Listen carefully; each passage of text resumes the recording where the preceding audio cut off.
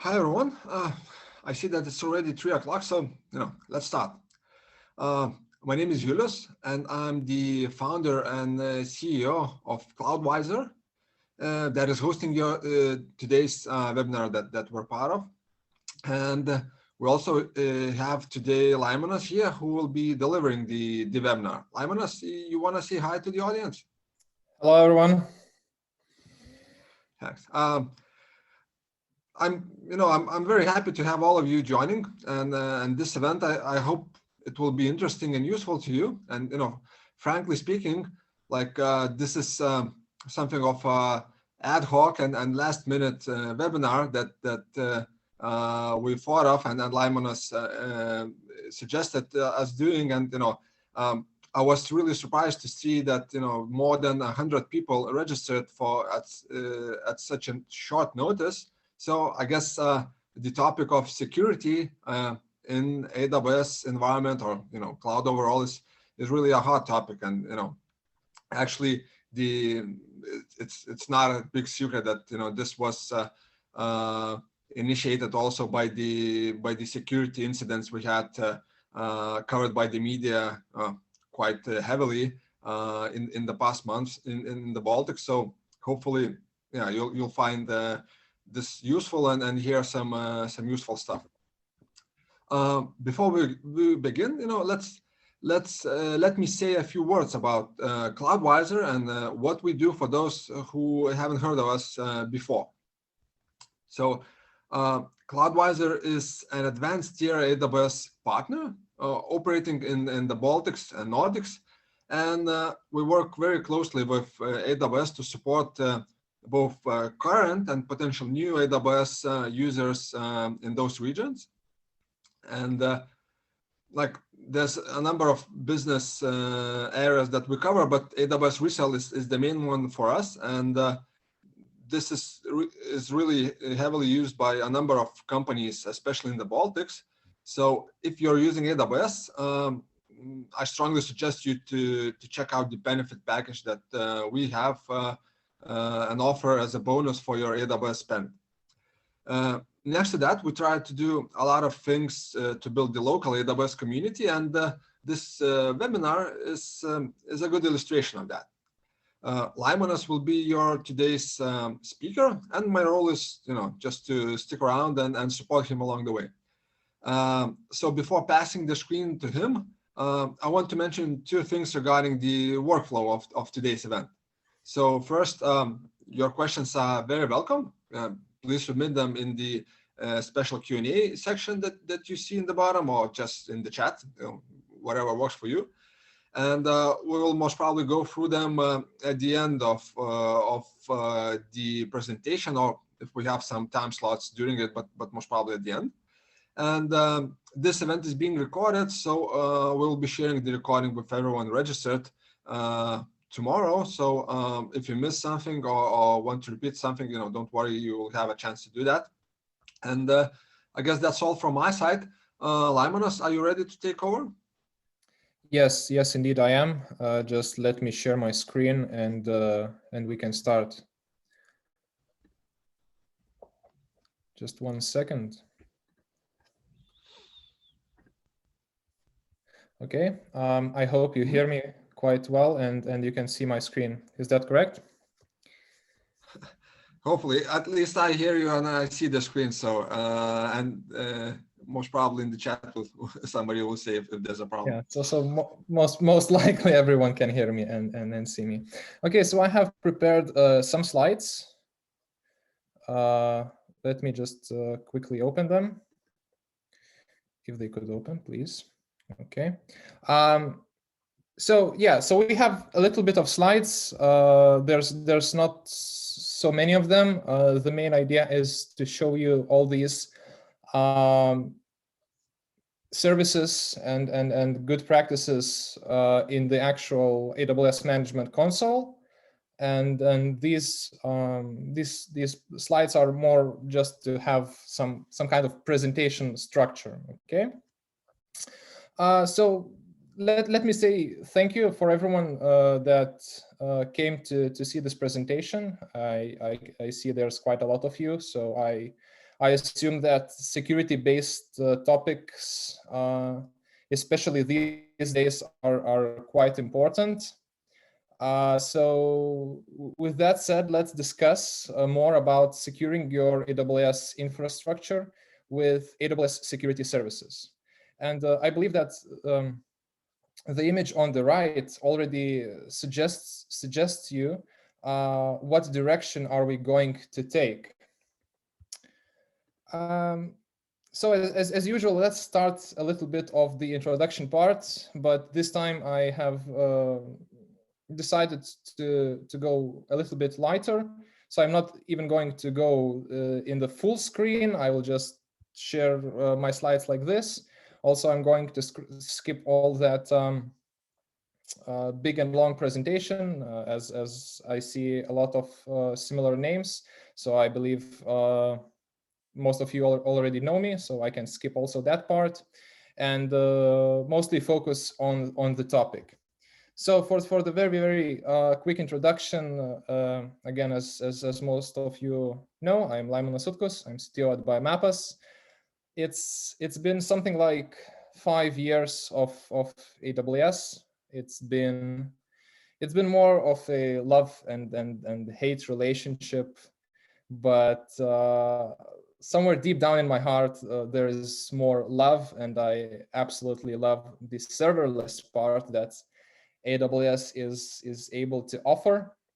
And by saying serverless, I'm not only talking about the Lambda stuff, okay? Because whenever you mention serverless, usually people respond to, yeah, I know serverless, Lambda functions, of course. But no, it's not just Lambda functions. It's so much more. And examples like, I know, DynamoDBs, okay, they are serverless. Aurora serverless, which make your MySQL instances actually serverless. Storage buckets like S3, some powerful services like Kinesis are all serverless. And actually, all the services that we are going to talk about today all of them are also serverless. And just a fun fact, this is my fourth presentation that is being hosted by CloudWiser. In previous times, in previous presentations, I was talking about databases and securing them, about testing AWS-based infrastructure. The previous topic was quite interesting, and I really enjoyed giving it. It was event-driven architecture, and then how it allows you to decouple microservices.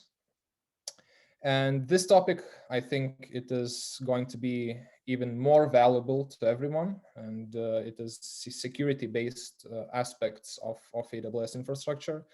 And I believe it is probably one of the most, or the most important topic when talking about the cloud. And the last slide of introduction is my team, and we are hiring developers. So if you had to describe our stack in 3 words, it will be AWS, Python, and Angular.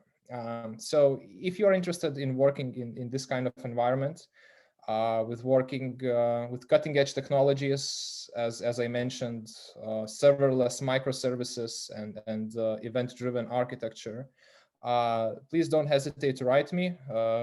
It is laimonas.sutkus@biomapas.com, and everyone is welcome. Okay, and as always, let's go to the real business, and it is the name of the presentation, securing your AWS infrastructure with AWS security services. And one, I think, catchy phrase that was mentioned in the description of the event is becoming AWS infrastructure security expert in 30 minutes.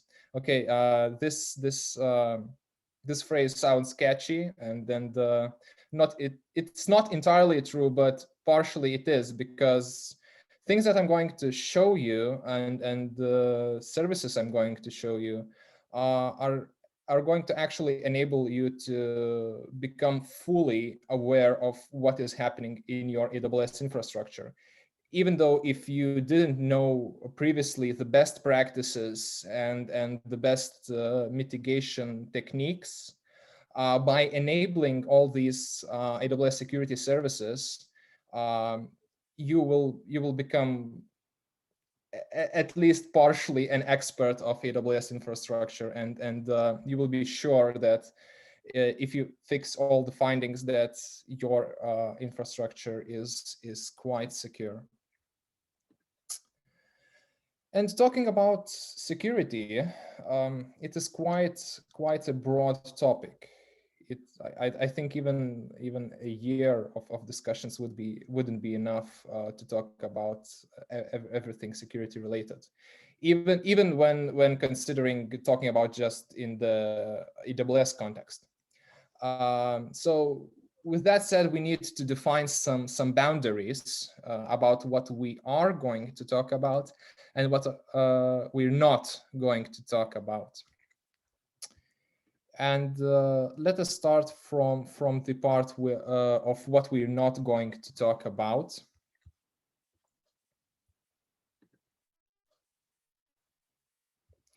And the first thing of what we're not going to talk about is application, framework, or language specific attacks and defense mechanisms.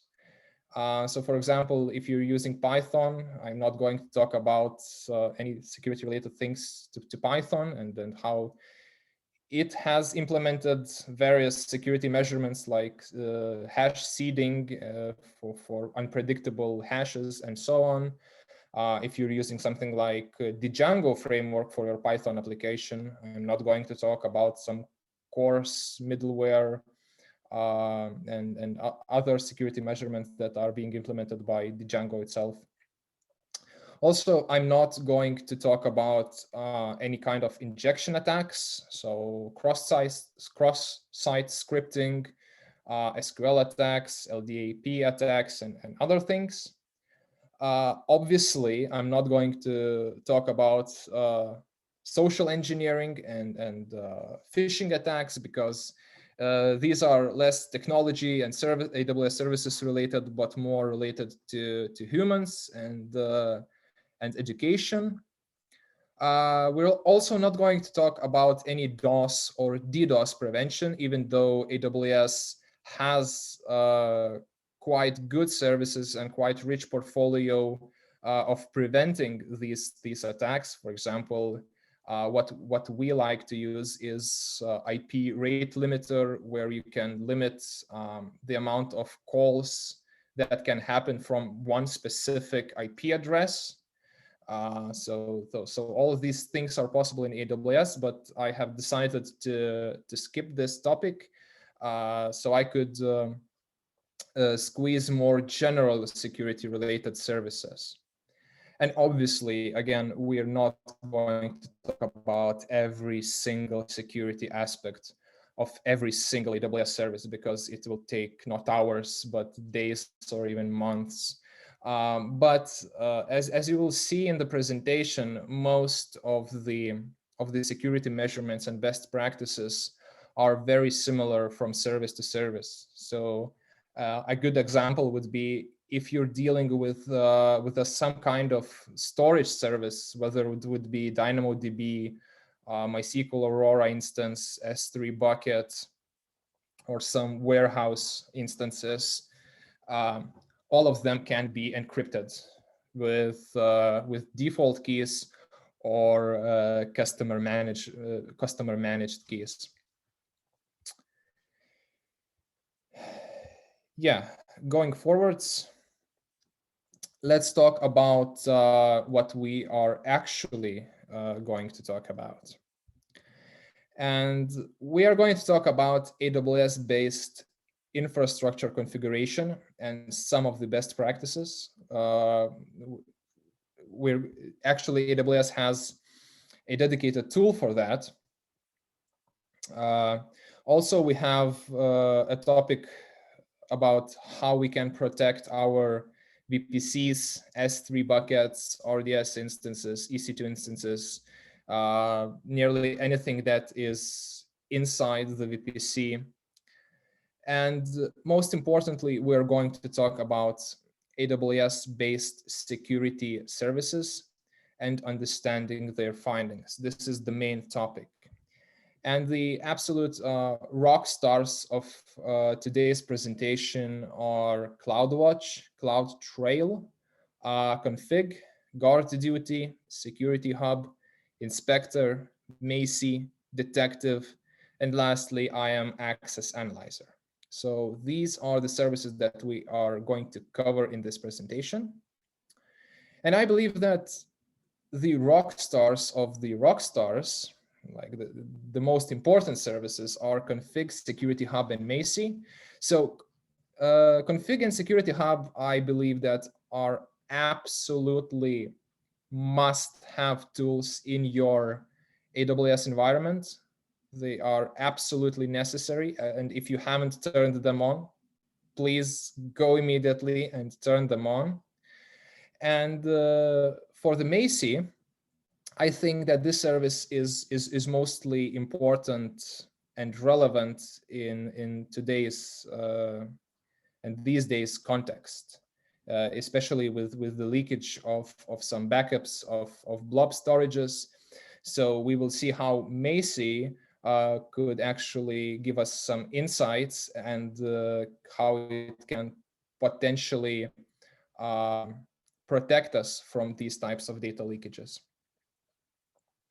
Okay, so let's start from covering all of the services, starting from AWS Cloud Watch. I believe that most of you are very well familiar with AWS Cloud Watch. It is monitoring and observability service. It is its central logs repository, and not just for logs, but for various metrics and so on. And it is completely serverless. So let me jump to the console. And another thing, let me just quickly do is remove the background from my presentation, because I think it is too high definition and it makes my laptop a little bit laggy. Can I stop video? Okay, can you see my screen? Yeah, we do. Yeah, okay, so you can see my screen, but you cannot see me, and I believe that okay, my laptop is working much better and much smoother. So let's keep it this way. Okay, so let's go to CloudWatch. And actually, CloudWatch has quite a lot of I would say sub-services to offer. It's not just logging repository, but it has alarms, logs, metrics, events, and actually events have moved to a separate service, which is called Event Bridge, and I have covered that in a previous topic. We have some analytical services like Service Lens, Container Insights, Lambda Insights, and Synthetics. But I believe that the most important three subservices is alarms, logs, and metrics. So let us start, for example, from the metric side. Here you can see how your infrastructure and your infrastructure's instances are performing and whether you can find any anomalies.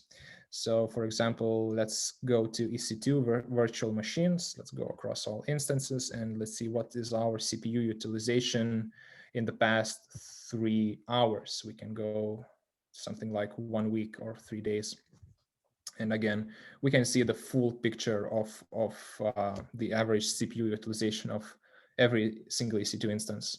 So here you can see whether there are any anomalies, whether there are any performance issues, whether you need something like load balancer and auto-scaling groups.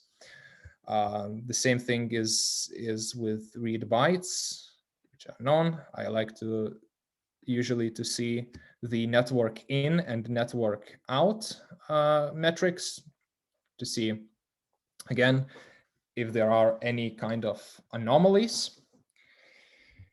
And this is basically the whole idea behind the metrics. You can monitor and see the performance of the whole application. And with metrics, we see a close integration of the alarms. And the idea of alarms is to trigger some SNS topics that can send you an email or an SMS or a webhook callback to something like, I know, Slack or Microsoft Teams channel. And you define those alarms on some kind of rules, and those rules are usually based on metrics. Imagine that you have an EC2 instance and you have a rule that its CPU should never go higher than 50%. And if it ever goes higher than 50%, well, obviously the alarm gets triggered and you can start reacting in almost real time. And the other thing is logs. I absolutely love this feature of AWS. I think this is one of the most used features in Cloud Watch. It is a centralized logging repository where you can put various logs from your applications. So you can put various logs, for example, from the actions that were taken by infrastructure level, by Lambda level. So for example, if you print any statement in the Lambda function, it actually gets caught and put into the CloudWatch logs group. Or you can even use API calls or SDKs to put some custom logs inside the log groups. So for today's presentation, we have two log groups. Let's see what the VPC flow logs look like. We have log streams, and if we open any of them, we see that we have a lot of entries. And what we actually see here is the calls from and to our VPC. In other words, it is called VPC logs, and we can see roughly how many bytes were transmitted, what was the source and the target IP addresses, and whether the call was accepted or rejected. Since we don't have any ACL rules, I think everything here is going to be accepted.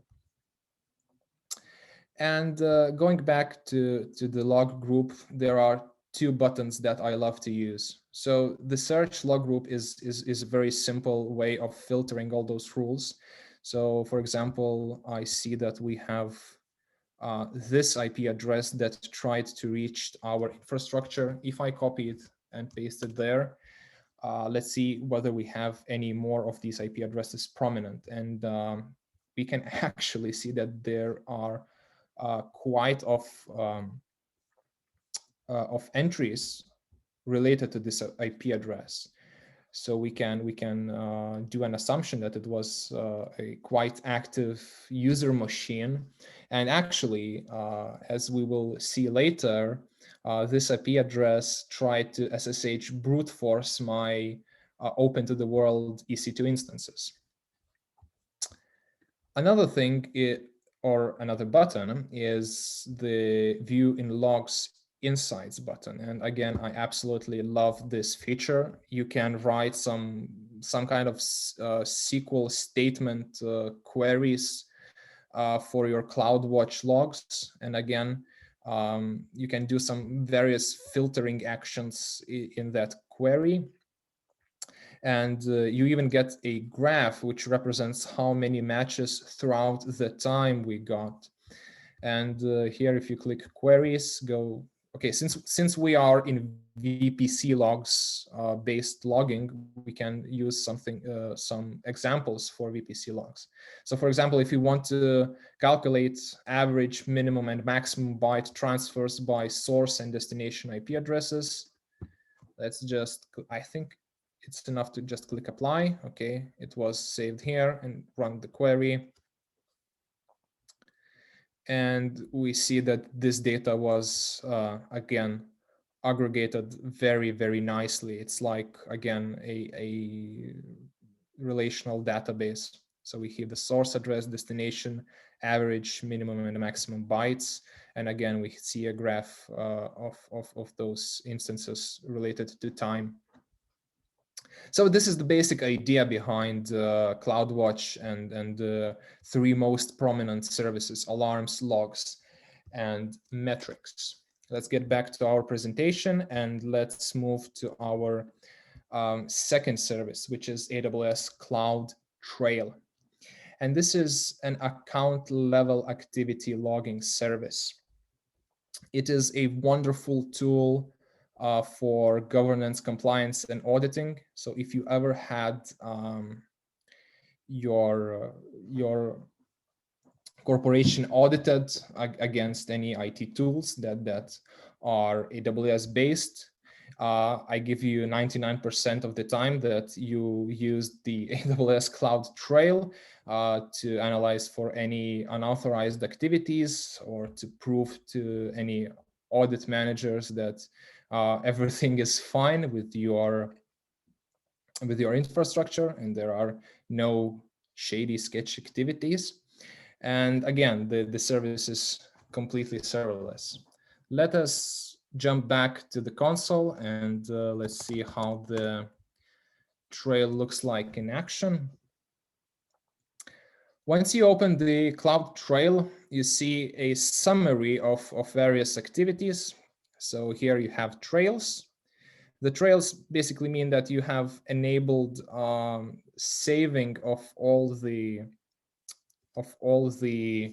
activities into an S3 bucket. And we can go to trails and see that we have a demo trail, which is being saved to an S3 bucket. Going back to the dashboard, another thing is Cloud Trail Insights. So again, you might have lots of API activities going on in your infrastructure level. You might miss some of the insights. And this is what Cloud Trail Insights does for you. It looks for any kind of anomalies and try to present you in the most efficient manner. Again, let's go to the insights part, and we see that here we have two insights, and it is rather an anomaly. We have some increased API call rate, which is like plus 1,000% and plus 1,700% for batch get resource config and for batch get resource again config. Okay, so it was for February and this was for March. Again, if we open some of these findings, again, we can see the time-based representation and how many of those API calls were executed from time perspective. And we see here, especially here, an anomaly. And the AWS Cloud Trail Insights were able to detect that actually this anomaly and given us some heads up. And if we go down, we see top users agents during Insights event, and we see that 100% of API calls were done by the SecurityHub. This is another service that we are going to talk about. So again, this insight is completely safe because the SecurityHub is fetching various configuration methods and configurations of various instances. And this feels completely normal. Again, very useful tool if you have lots of API events and you want to see just some relevant data. Going back to the Cloud Trail, not that back, to the dashboard, we have all the event history, and this is just simply a dump of all the events that have occurred in your infrastructure.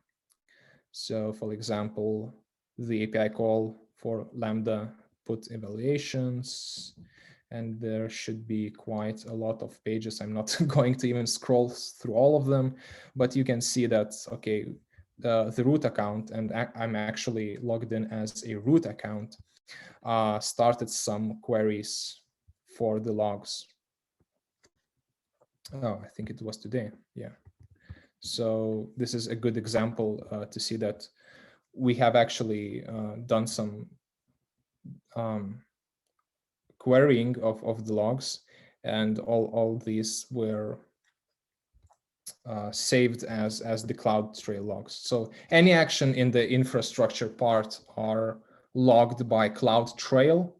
It is actually impossible to turn off Cloud Trail. It is the Cloud Trail itself is totally free, but the delivery to S3 bucket and obviously the S3 bucket itself are paid. But again, the Cloud Trail service is an amazing service for compliance and auditing reasons, and again, obviously, for looking any kind of unauthorized access and any anomalies. So this is a brief introduction about the Cloud Trail. Let me give me a little bit of time to take a sip of water. Okay, good. And let's continue. The other service is AWS Config, and this is one of, as I believe, one of the most important AWS services that you must have turned on. It is an infrastructure configuration assessment tool. So it basically monitors how well your infrastructure is designed. Does it follow any best practices? It is based on rules evaluation. You can define a pre-built rules, or you can define your own rules. And well, you guessed it, it is completely serverless. Let us get back to the console, go to the config part. And again, we are presented with a screen with a summary dashboard. And again, one thing that I forgot to mention, once I go into these services, you already see that they are enabled. If you haven't enabled them previously, once you go to something like config, inspector, detective, whatever you name it, they will ask you to enable these services. And it is usually a one-click process. So to enable these services is extremely simple. That is why I'm not showing you this, because this is literally one-click process.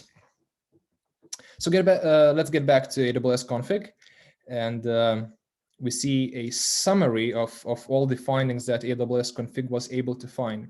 And the way AWS Config works is based on rules.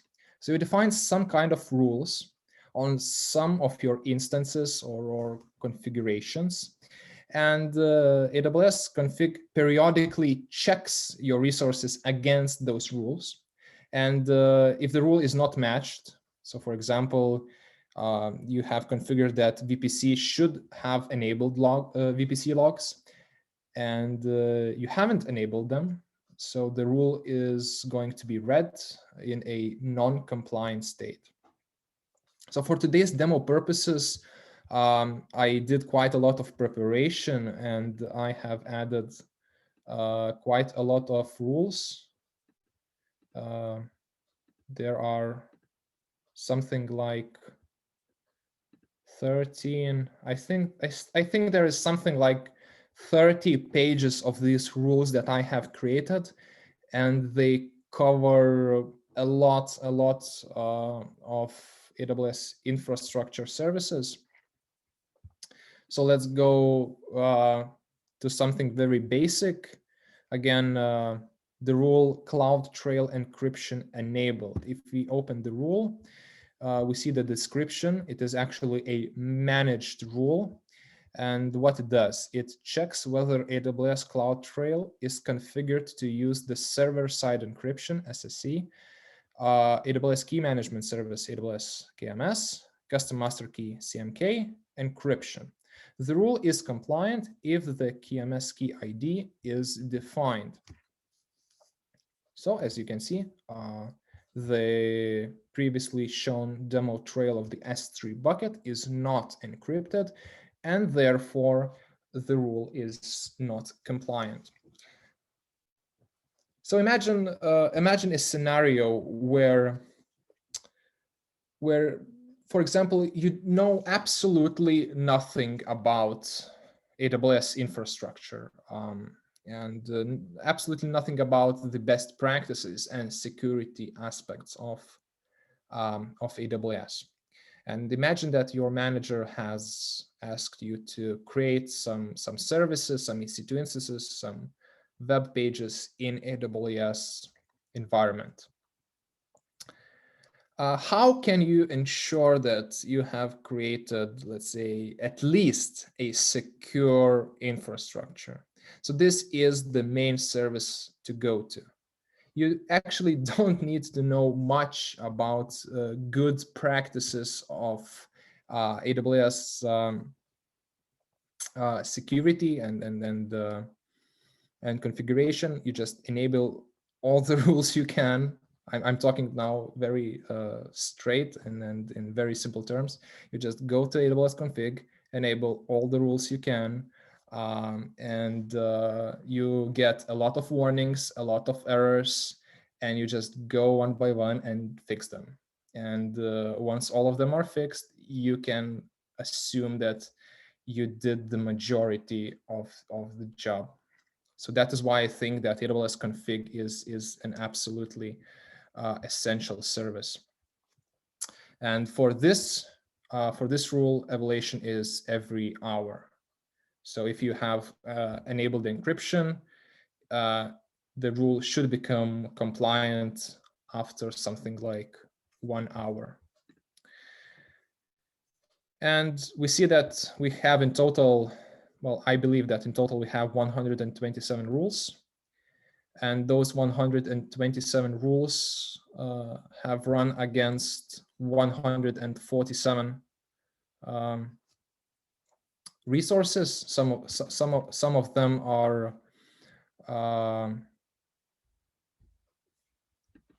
created by default, and some of them are created by me. And most of the services that I have created, I have purposely created in a bad manner. So I have purposely misconfigured EC2 instances, VPCs, DAX clusters, and many more resources, so we could have a nice demo to see how these compliant and non-compliant rules look like. Again, so I believe this is the general idea behind AWS Config, and we can jump to the next service. And the next service is AWS SecurityHub. I believe this is, again, the second best thing that you can do for your infrastructure. It is a centralized security services repository. So it's in a matter of sense something similar to AWS Cloud Watch. Okay, so it is a centralized repository for your metrics and logs. So AWS SecurityHub is a centralized repository for your security services. And those services include Systems Manager, Patch Manager, Guard Duty, Inspector, Macy, IAM Access Analyzer, and finally, Firewall. It also has another part, and it is best practices and standards part, which is very much related to AWS Config. And again, you guessed it, it is completely serverless. Let us go back to the console and go to the SecurityHub.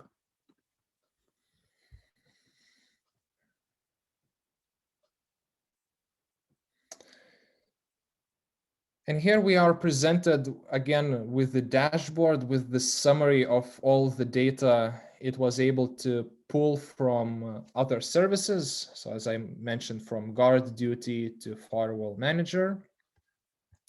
Please ignore this check because it asks that AWS Config and the SecurityHub should be enabled to every single region. I was too lazy to do that. I think Frankfurt EU Central one is enough for today's demo reasons. But again, something like AWS Config should be definitely enabled in every single region, and AWS Cloud Trail also, just to see if there are no malicious activities that you are absolutely not aware of. And as I mentioned, the Security Hub consists of mainly two parts. So it is the integration and pulling the data from other services and enforcing good security standards. If talking about integrated services, we will talk about each of the service later because we haven't touched any of them yet. And the main reason for that is so you could have a convenient storage, a convenient place where you could come every morning and to scroll through all the findings while sipping a cup of coffee. And the second part is enabling some security standards. So there are 3 security standards by default. Foundational security best practices, SIS AWS foundational benchmark, and PSI DSS. And if we were to open any of those, we can see all the findings, and we can scroll even up and see the overview of our security score. So obviously 19% is not a good score. 75% of security practices are considered as failed. And all of those findings are presented to us here with the severity level from critical to high to low, and I think the lowest one is informational. Let's see what are the considered critical findings. So the considered critical finding is that my account has not MFA enabled. Okay, so multi-factor authentication. Yes, that is absolutely true. I have created this account, but I didn't secure it well enough. And the security standard thinks that it is a critical error. Also, the same thing is hardware multi-factor authentication.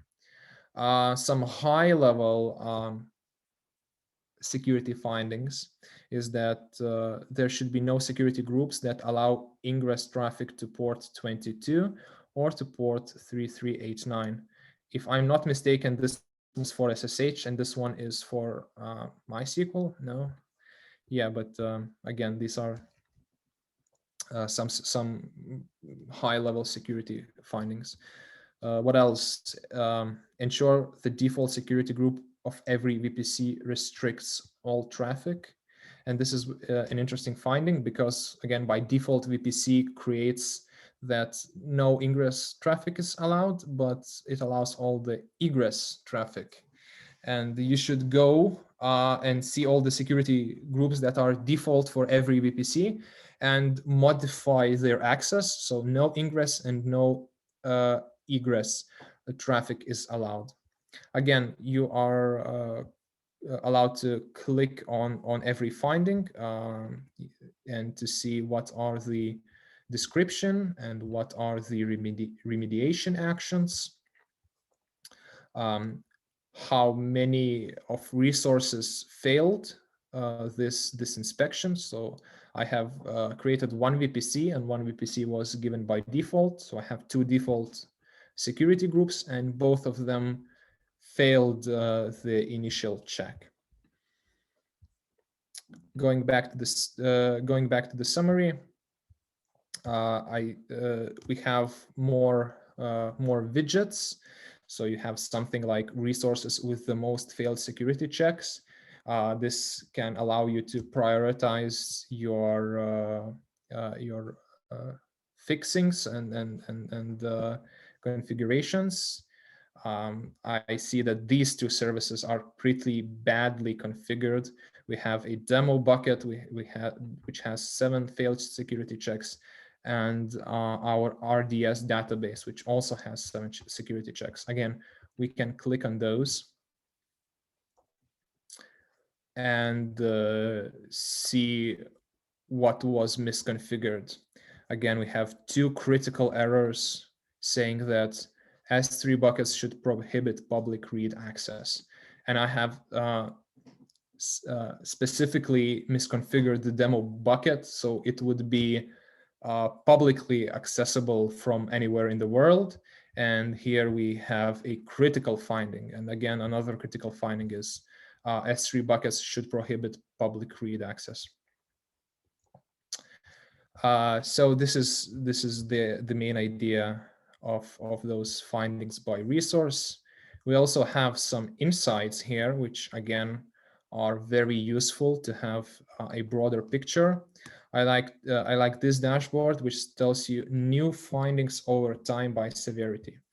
So it doesn't mean that the previous month, 27th day, we had 15 critical, 56 high-level findings, and let's say 2 days back, we only got 0 high and 0 critical. It doesn't mean that we have fixed them.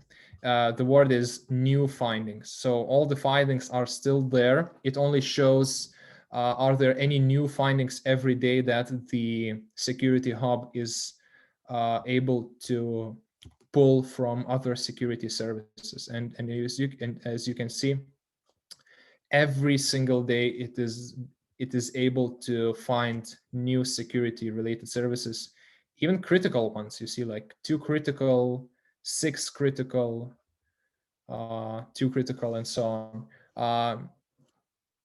You should definitely ensure that the SecurityHub does not find critical or important findings every rolling day. It probably means that you have still a heavily misconfigured application.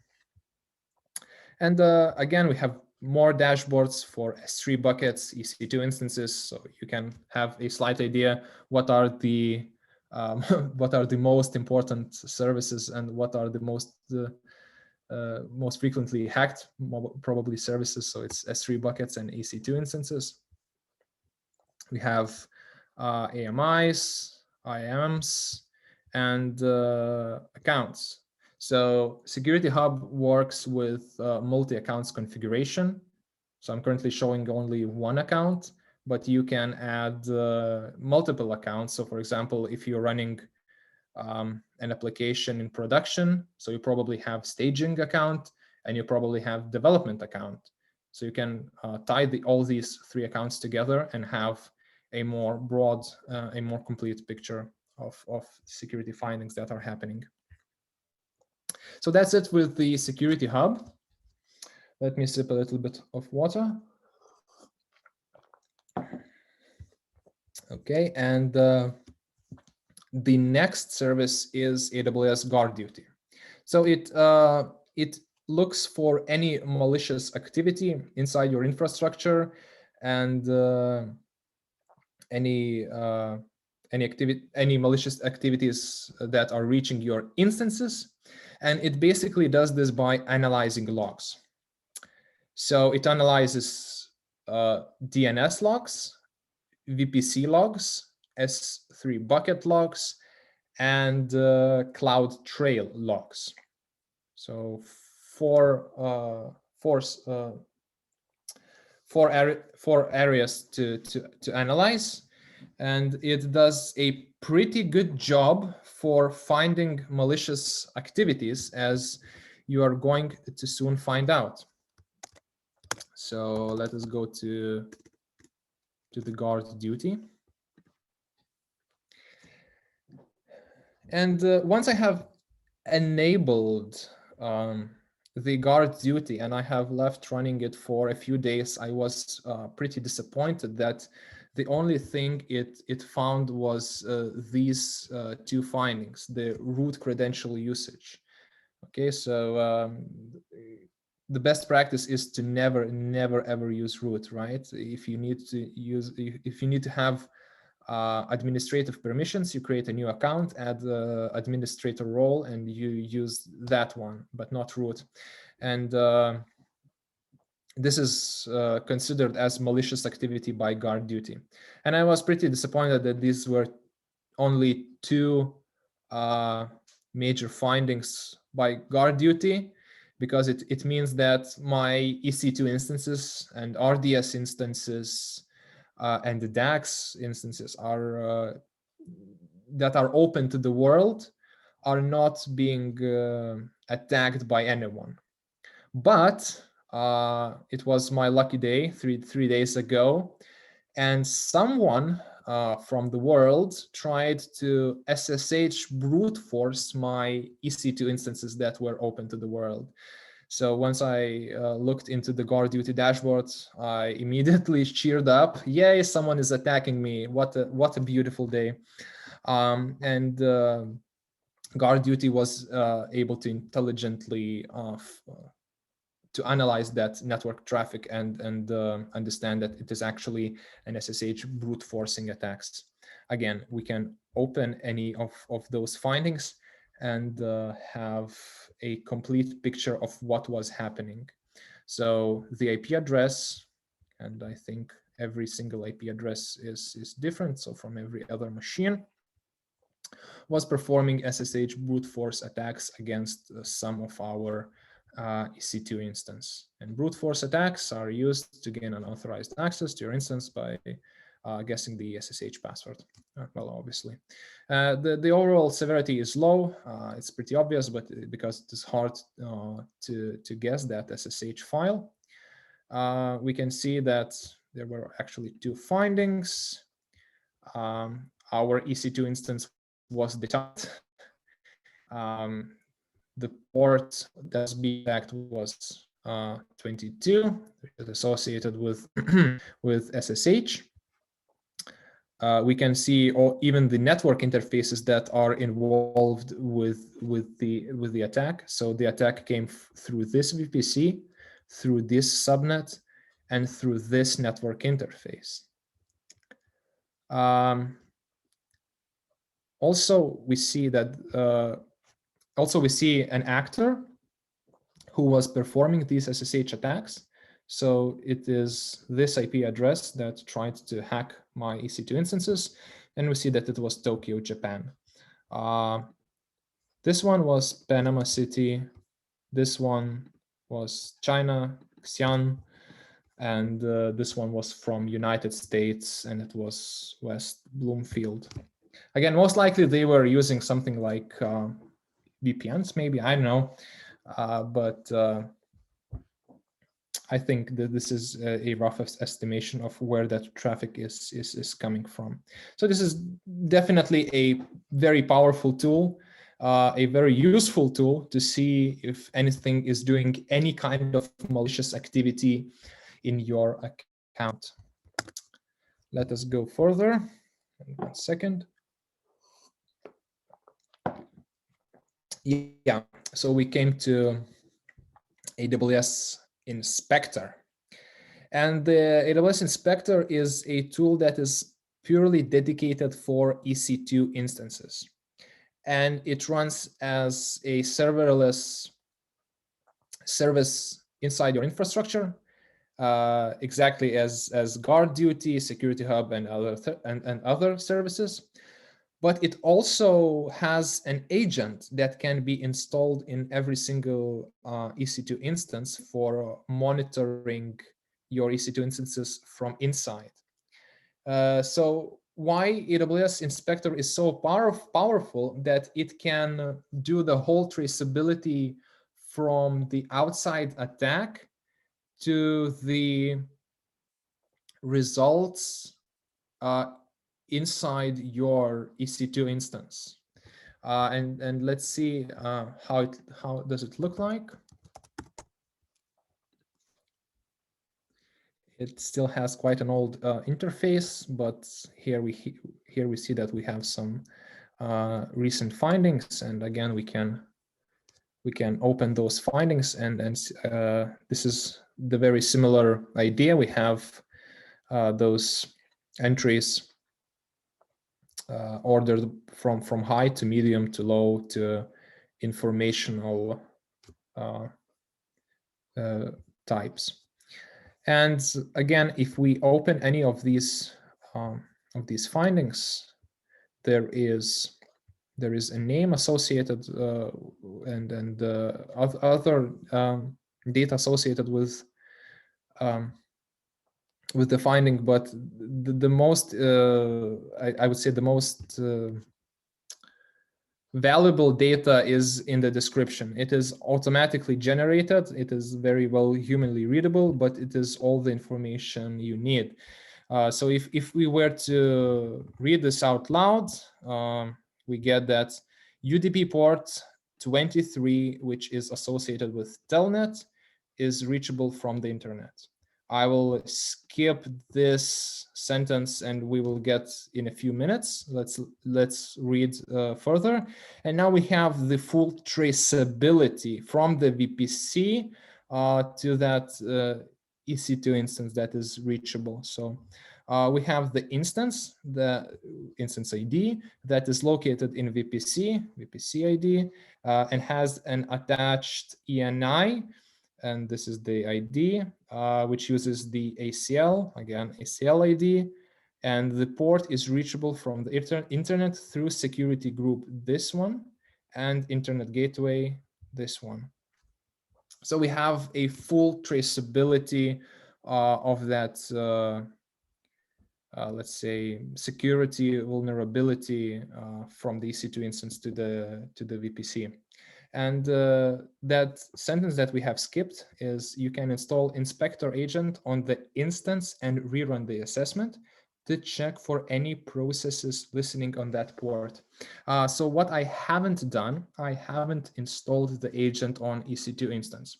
But the basic idea of that agent is to listen to all the ports and see whether there are any processes associated with those ports.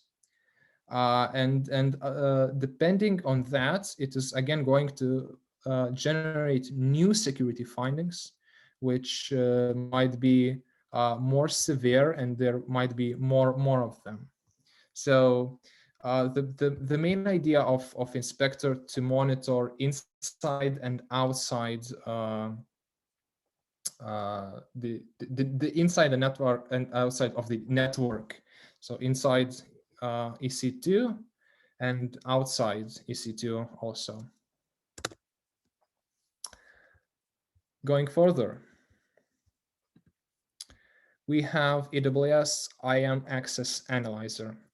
And it is basically a shared IAM Access Analyzer. And the idea behind this service is, imagine that you have many accounts, many roles, and you have a multi-accounts environment, and there are so many of the roles that you actually lost control maybe of them, and then you no longer aware of how many of them are there and how many of them are still used and how many of them are still sitting there doing nothing, or maybe some of the IAM users have more permissions than they should have, and they can access multiple accounts, not just this account's resources.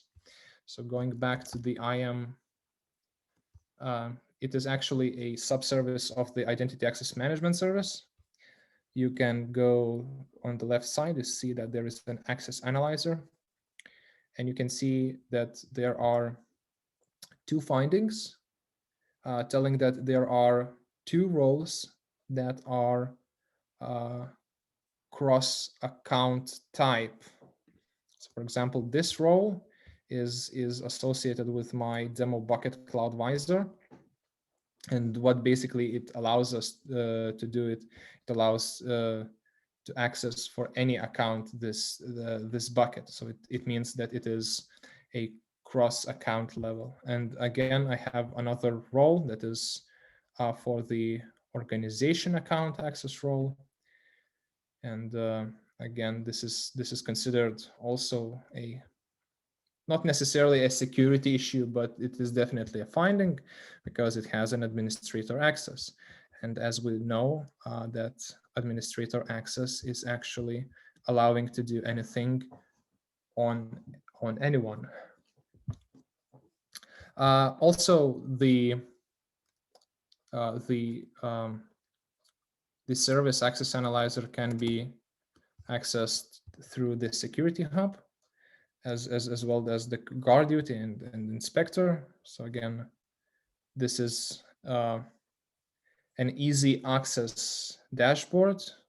Here we have the IAM Access Analyzer, we have some findings, and if we click on those findings, we can see the same findings in I would say in a slightly tidier manner. It is more structured, and it is a little bit slightly more understandable. So there are two ways how you can analyze those findings from IAM Access Analyzer. And that's it with this service. 2 services left. So let's talk about AWS Detective. And AWS Detective is a service that is built on top of SecurityHub and Guard Duty. It is, again, an intelligent threats detection, and it analyzes findings from other services that I just mentioned. And well, obviously, again, it is serverless. So let's see how it looks in action.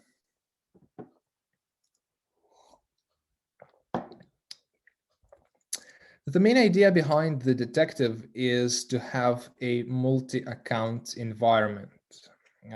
As I mentioned, if you're running something in multi-environment like dev, stage, and prod, maybe you have these 3 separate accounts. So it makes a lot of sense to put them to put all of them under the Detective service, to have a complete picture of what is happening throughout your organization.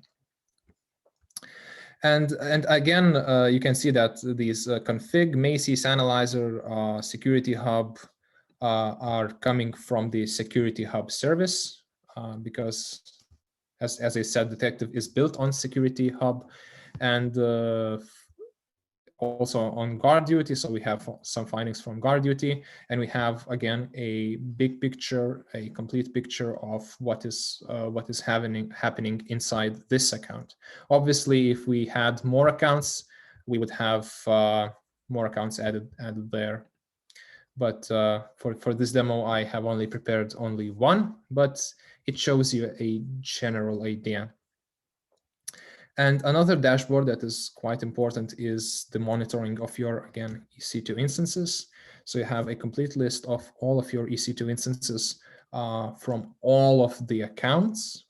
And again, you can have a complete and then a big picture of what is happening, and aren't there any anomalies, maybe some outbound traffic of some EC2 instance have tripled or quadrupled for some reason, and maybe someone is is already leaking your data, and you need to take actions.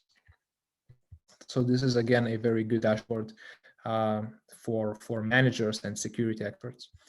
And the last one is actually not completed. It is showing you a geographical locations for your API calls. So if your team is multinational and some are in the United States and some of them are in Lithuania, and let's say other 100 countries, it would show a very nice looking heat map from where the most active API callers are. Since I'm the only one and I didn't do so many API calls, this one is just completely grayed out. So to recap, the Detective is for that complete picture view of what is happening in your multi-account environment. And the last one of the most relevant services in these days is AWS Macie. And it is an intelligent, sensitive data in S3 bucket analyzer. And the first time that I tried the Macie and I tried to upload some fake personal data documents, it actually amazed me how wonderful this service and the service is, and how actually magical it is. So let's go back to the console and let's open AWS Macie. And Macie is purposely built for analyzing S3 buckets and what is laying down inside those S3 buckets.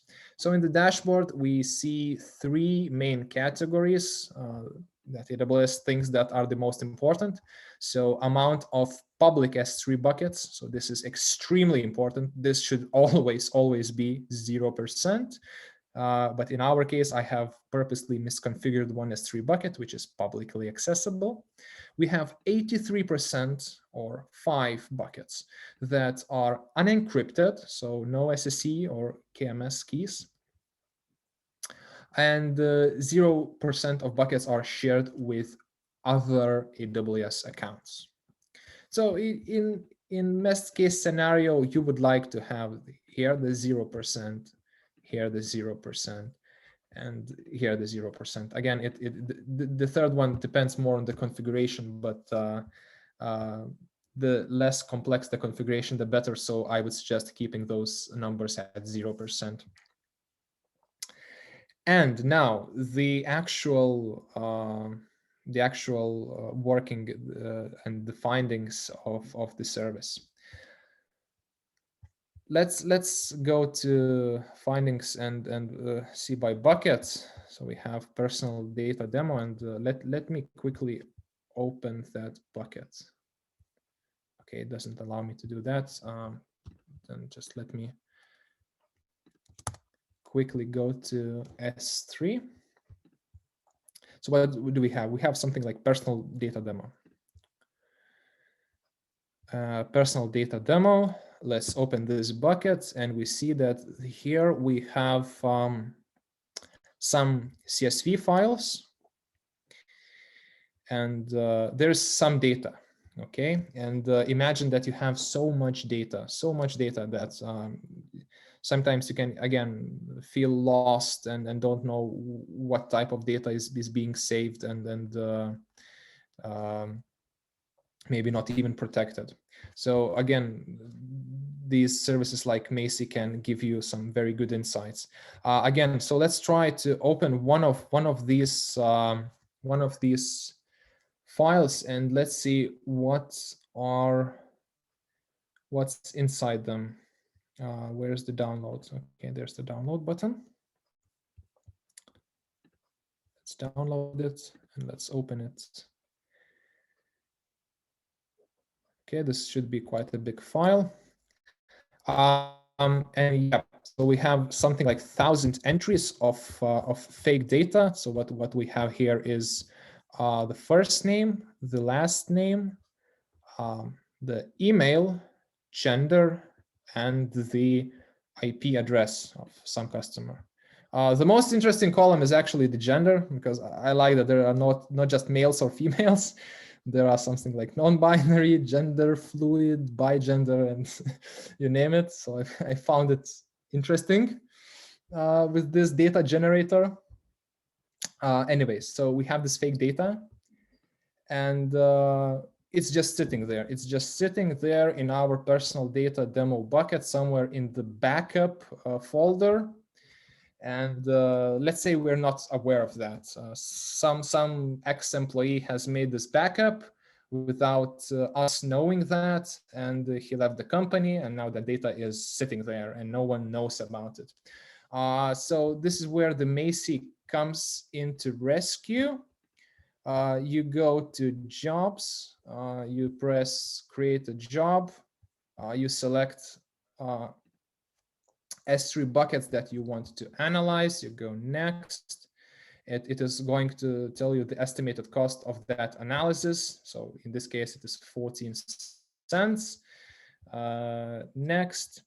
So it can be either one-time job or a scheduled job. Let's do that one-time job, and the sampling depth is 100%. So what does it mean? So if you keep it at 100%, it will analyze all of your files, every single file. Okay, and this can become pretty costly if you have hundreds of terabytes of data that you want to analyze. It will be thousands and thousands of dollars. So what you can do is you can reduce these numbers to something like 5% or 10%, and it will just cherry pick some random files which are equivalent to 10% of the whole of your data, and will analyze only that part. And I think, again, it is not necessary to analyze all 100% of your data. It's just enough to get something like, I know, 5 to 10%, depending on the amount of data you have, to have a broader picture of what kind of data are you having. Because the example with this bucket is that it's mostly very similar data. So you don't need to analyze all of the data to understand what's inside them. You just only need something, let's say one file, and you have a rough estimation, rough view of what's inside. Okay, so 14 cents for us is okay. We can analyze everything. We hit next. There are some custom identifiers, which I'm not going to jump into now. And the name, CloudWiser demo job, and we hit next, and we hit submit. And what it is going to do, well, this is going now to run through our buckets and to analyze all the data. Obviously, I have already done this actually a few times, so we can go back to the summary part and see that we have some findings. And what Macy looks for in those files is some personal data, financial data, and many different other types of data. But since I have uploaded some fake financial data and some fake personal data, it was able to actually understand the type of data and to add this as a finding. So let us open something from the personal data, and let's open the finding, and we see that severity is high. We have the resource, AWS Cloud Trail logs. I have put some, actually, some personal data also there. So the analysis status is complete. And this is very interesting part. It is the most interesting part. So the Macy was able to pull 397 cases of personal information in that file. So I believe this is quite interesting and magical. So again, if we open that resource in a new tab, so it is data for CSV, and if we download it, save it, open it, and indeed we have this personal data sitting there. So Macy was absolutely correct by identifying that, yep, we had some personal data. Going back, we should have some financial data. Yes, we have financial data, and let us open it and see which buckets contain financial data. So credit card numbers, we are storing credit card numbers, and this again, this resource contains at least 44 credit card numbers. Let us try and open it and see, is this true? So again, data CSV, let's download that object. Come on.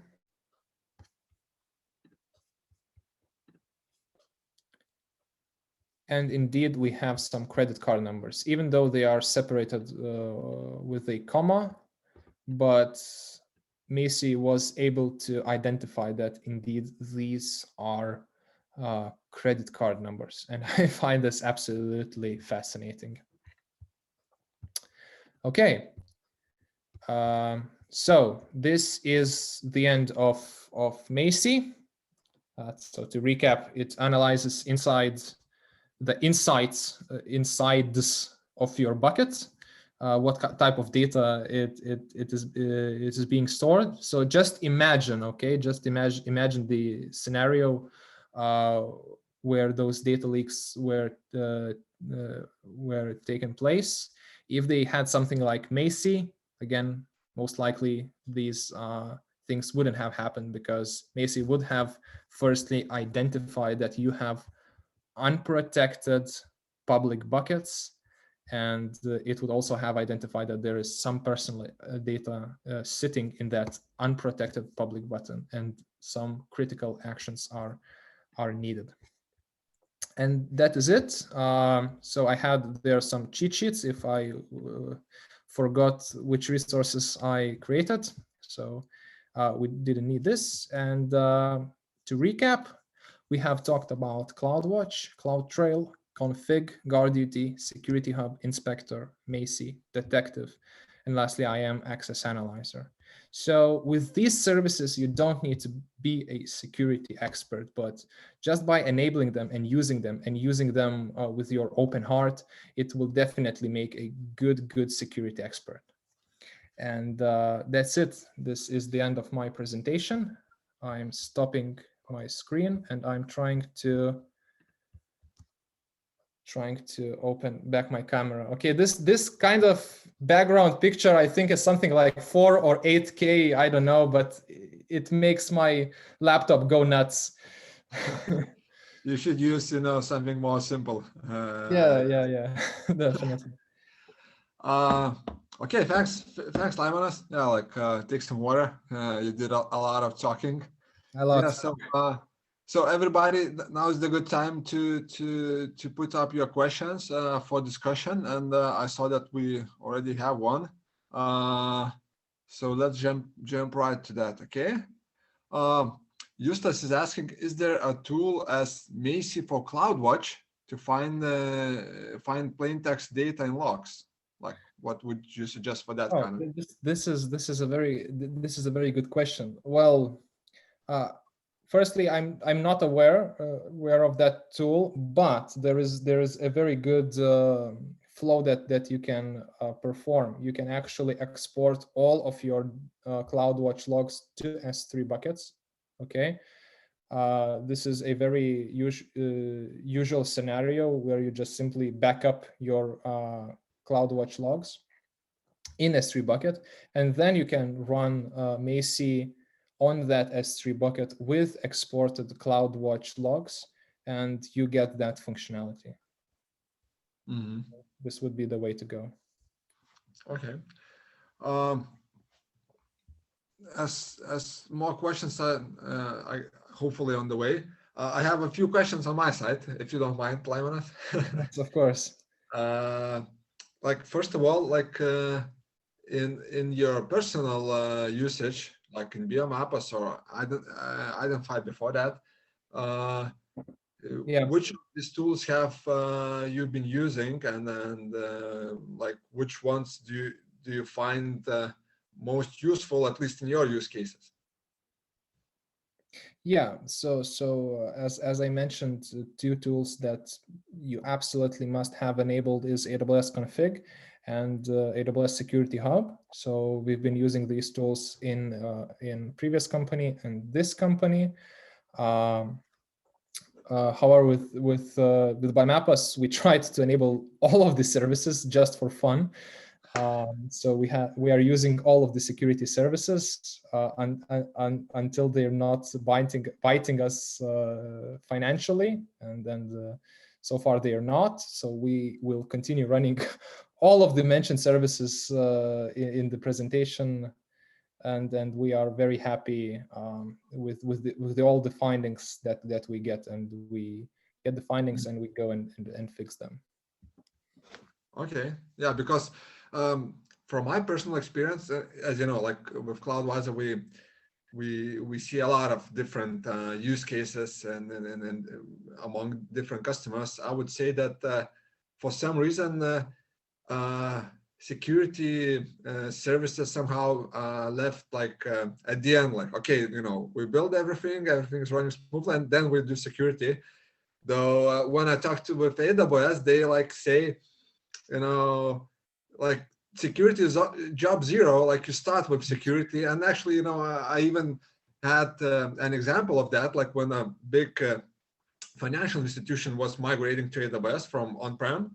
So like they said that the first service they turned on while like nothing was running on AWS was the AWS Shield Advanced, like the DDoS protection. So like they said, you know, we'll enable security first, and then, you know, we'll do the rest stuff. So hopefully that will change a bit in the future. And I see we have one more question from Lars from Estonia. I know Lars. Hi, Lars. How familiar are you with custom IAM policies, and how do you test them? Two-question example: someone has rights to create IAM policies, but they are not supposed to do anything else, but they give themselves full admin access and start messing up the account. Is there a way to find this out without Cloud Trail? Yeah, so that few last words completely destroyed my answer, because I would obviously would said go to the Cloud Trail, and then this should be the very first thing you do. But besides the Cloud Trail, I'm not even sure how you can do that. I think you might need to maybe. Oh, I believe that a good answer would be AWS Config. So AWS Config can support custom rules, and you can write some custom rules that there shouldn't be any resources with administrative permissions or more permissions than they should have. You can specify specific resources and other things. So yeah, so either Cloud Trail or custom cloud or custom AWS config rules. That would be my answer. Okay, I see we have one more question from Vytautas. Macy, yeah, regarding the Macy, how it works with Lithuanian addresses, names, also how it works with simply archived content without compression, tar with compression, GZ, and etc. Mm-hmm. So have you tried it out? Yeah, so to be honest, I didn't try with Lithuanian addresses and Lithuanian names. It is a very interesting question. I will try to play with it. It's really interesting whether it works only, for example, with some English-based data, or it has some more intelligent coverage, because as far as AWS is bragging about Macy, that they are using some AI-based algorithms to determine whether this is personal or non-personal data. So it's not just simple math algorithms. So I would suspect that it might work. And the other part for the zipped and compressed data, so Macy can uncompress and actually will uncompress that compressed data and analyze it. So it does that uncompression part. Okay. Yeah. So you know, if once you try that and you find something interesting, please share that in the AWS community Slack channel. Sure. Yeah, like for everyone to see and to hear. One more question from Justinas. Do you set up any alerts to get notified when new issues appear in any of those tools? Like, and most probably, how do you do that if you do? Yeah. So actually, for this flow, as we're building in Biomappus, we actually periodically come to SecurityHub and Guard Duty and check for those all of those new findings. We haven't set up any topics, but we have that in our pipeline. And I strongly encourage everyone to use those alarms on all of those services, because they support that, and it will be easier to react maybe even in real time when some critical finding is happening. So I would 100% suggest to have those alarms enabled with some SMS topics that could send you emails or webhooks to your Slack channel or whatever. Okay. I just wanted to say that this was the last question, but no, one more from Lars. Do you plan on doing a workshop on how to use Athena to analyze different logs? Oh. Yay! Yeah, good question. A new topic for the next workshop. Yeah, I mean, I love Athena. I love AWS Glue. Yeah, I mean, we can do that, I guess. We can do that. Yeah, stay tuned. Stay tuned, Yeah. and yeah, we'll sure to invite everyone here once we're ready. But yeah, Athena is overall, I think, an interesting topic. Logs is just one of the use cases it can be, used for, but I have seen like a lot of cases where it works pretty nice. Yeah. Maybe last question from my side. As you know, I guess the famous data leakage from CTB, the startup in Lithuania, I guess it's in everybody's mind. And before we started this event, I thought I will definitely need to ask Laimonas, like, if they were running on AWS, which was not true. They're running on Azure. Maybe that's the reason. Most probably not, but still. As the problem was storing database backup in a publicly accessible blob, like S3 bucket. Like, do you understand correctly from what you told today and during the presentation that basically having Macy enabled would have prevented from that, or would you see that some other tools would work for that kind of threat as well, or maybe there's like few of those should be used?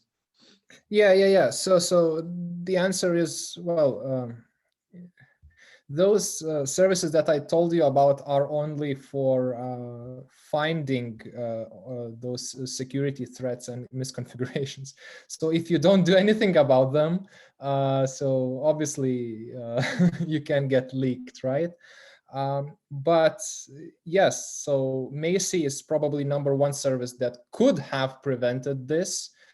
Because it not only tells you how many publics are unencrypted and how many buckets are public, but it also analyzes your data inside the files and tries to classify whether it's financial, personal, or any other.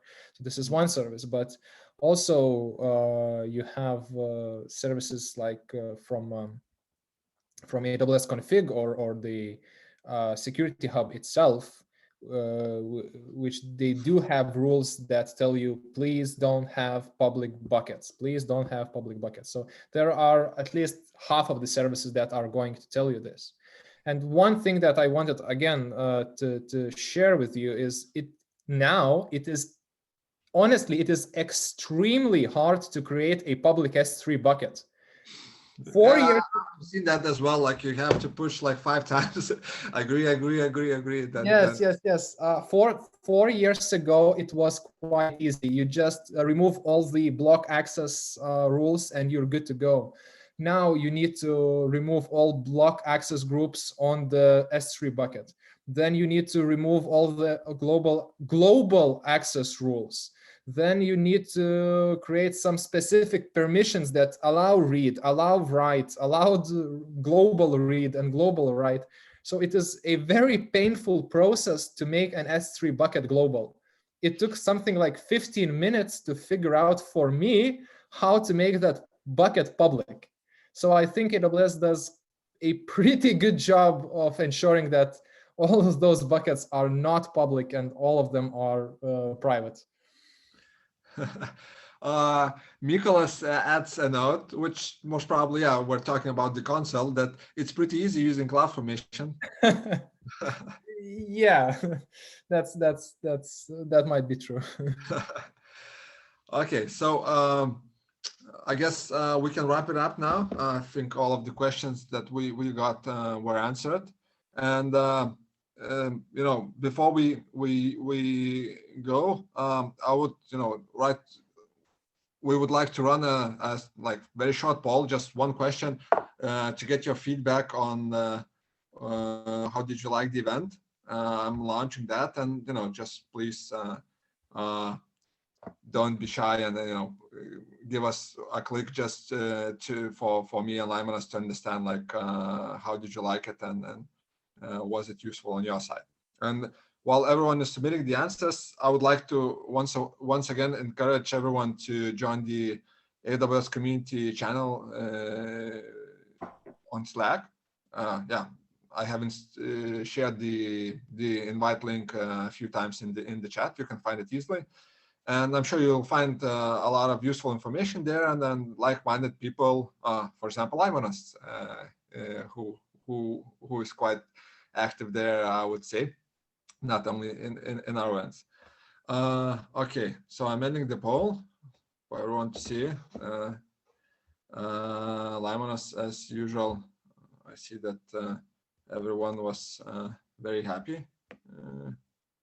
Okay, so one person expected something different, yeah.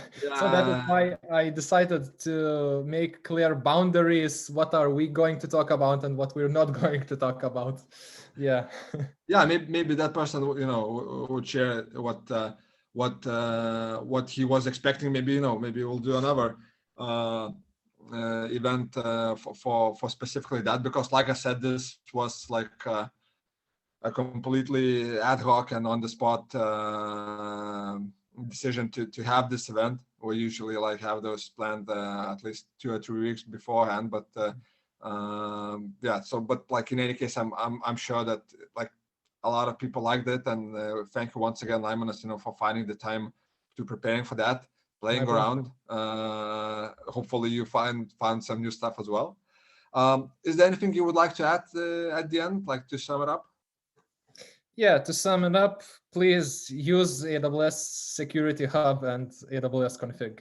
Just do yourself a favor and use these two tools. That's it. Yeah, good one. So looks like that's a wrap of today's event, and thank you everyone for attending. And we're looking forward to meeting you in other CloudWiser events. The closest one is on Tuesday for advanced monitoring with Logic Monitor, if you're interested in that topic. So until next time, and thanks once again, Lymanos, for sharing your knowledge. Thank you for attending. Bye. Bye, everyone.